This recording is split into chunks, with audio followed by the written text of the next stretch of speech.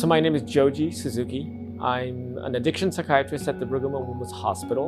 I'm the director for the Division of Addiction Psychiatry, so I oversee all the clinical, educational, and research related to substance use disorders. Opioids refer to any compound or chemical that activates the opioid receptors in the brain. And so typically this can be in the form of a naturally occurring opioids, which are found in opium. So that's morphine and codeine are the two most commonly used naturally occurring opioids. In addition, there's a whole bunch of synthetic or semi-synthetic opioids. Some are derived from morphine, for example, oxycodone, or heroin, which is diacetylmorphine, which again is made from morphine. Opiate addiction is not anything I would ever wish on anybody, even under the best of circumstances. Even with high degrees of motivation and lots of support, and with effective therapies, it still requires a tremendous amount of effort to overcome it. It's possible. Treatment does work. Treatment actually helps. But the difficulty with addressing addiction is that it's not a one-time fix. If you have a pneumonia, you take antibiotics and you're cured. But there's no cure for addiction. Just like obesity. Just because you lose weight, it doesn't mean you've cured obesity. If you don't exercise and eat well, you're going to get obese again, for example.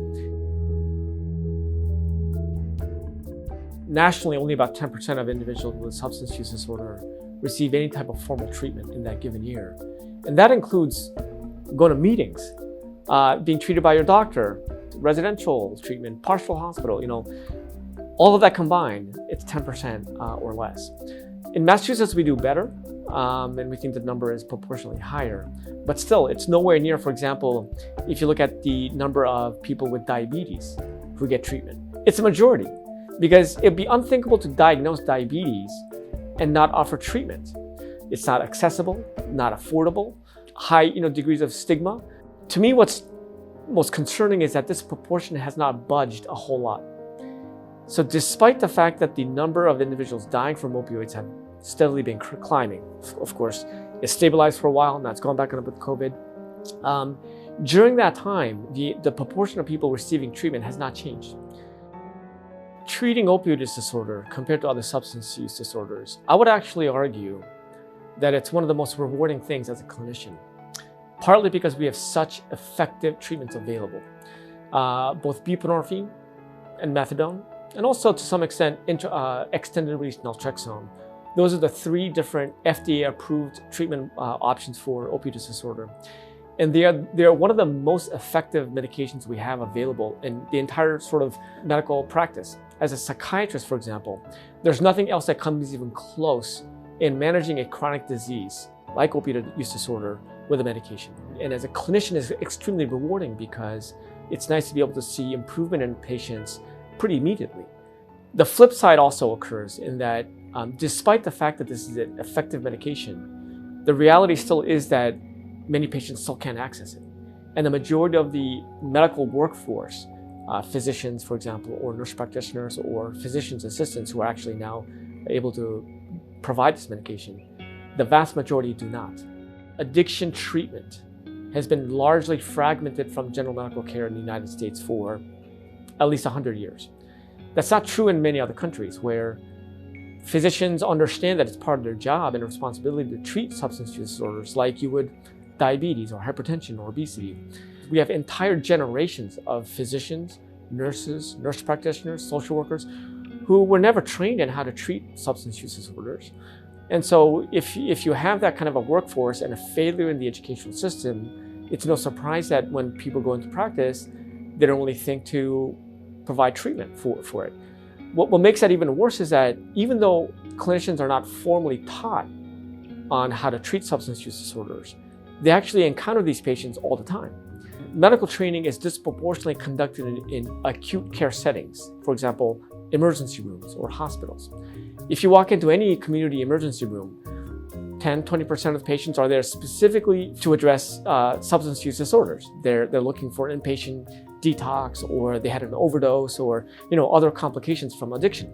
So clinicians encounter those patients all the time, but they never take ownership of treating the illness itself, other than managing the acute complications like overdose. So A patient will come into the emergency room.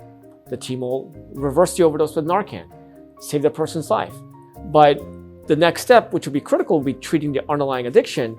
That becomes somebody else's problem, not the hospital, not the doctors, not the folks in the emergency room. So there's a complete disconnect. And so when you have the educational system structured that way, it's no surprise to me that physicians and nurse practitioners and others don't feel the responsibility that they should be taking care of these patients. We're doing a randomized trial of recovery coaches. Recovery coaches are individuals in recovery who have personal experience in sustained recovery, and they become trained to be coaches for patients, to be a bridge between clinicians and to be able to engage with patients on a more personal level. And our recovery coach, he's turned out to be extremely knowledgeable, compassionate, just inspiring. Somebody who overcame his own struggles with addiction, who knows what it's like going through the throes of it. So having him as part of the team, it's really changed the way I view treatment. Instead of us being the experts who kind of transmit knowledge to our patients, we need to find better ways to engage with our patients on a much more personal level. Now we're thinking more formally, bringing that kind of a peer model into treatment, and actually now considered a fundamental element of what's called trauma-informed care, to ensure that peers are included in treatments. And so that's been very much a welcome, innovation in it, and such an inspiration. Where I've seen how for some patients, they can overcome these difficulties despite what seems to be like a hopeless situation. That gives me hope to keep going. And I think the other important factor is that I'm not doing this alone. I have a lot of colleagues and support myself, and it's a team effort. And it's physicians, social workers, and other therapists, and recovery coaches. All of us together support each other as well, and that helps us keep going.